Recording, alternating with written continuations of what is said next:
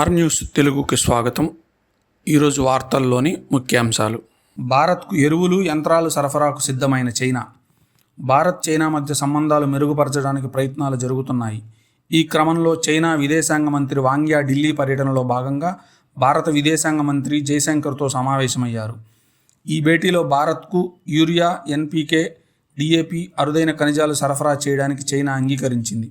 ఇరు దేశాల మధ్య ఉన్న సమస్యలను పరిష్కరించడం, సంబంధాలను సాధారణ స్థితికి తీసుకురావడంపై దృష్టి పెట్టారు.